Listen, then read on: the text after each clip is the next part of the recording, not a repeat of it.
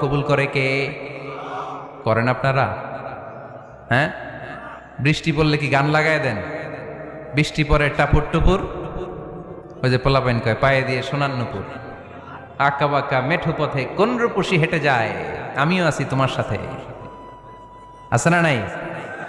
বৃষ্টি পড়লে মানুষ গান লাগায় দেয়, হিন্দি সিরিয়াল লাগায় দেয়। নো, বৃষ্টি দেখলে আল্লাহর হাবিব ভয় পেয়ে যেতেন, একবার ঘরে ঢুকতেন আরেকবার বেরোতেন। আম্মা জান আয়েশা বলতেন, ভয় পান কেন?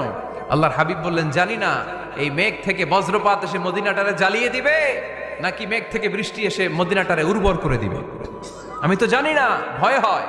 দোয়া করতেন, আল্লাহুম্মা আসকিনা গাইসান মুগীসান মারিআন মারিআন নাফিআন গায়রা দার আজিলান গায়রা আজিল।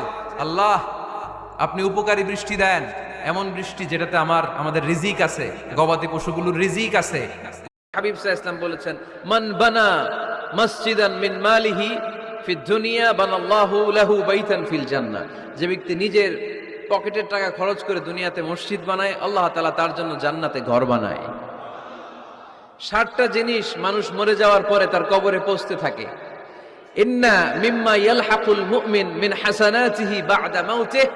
মানুষ মরে যাওয়ার পরেও যে 60টা জিনিস তার কবরে পৌঁছায়, তার মধ্যে একটা হচ্ছে মসজিদান বানাহু।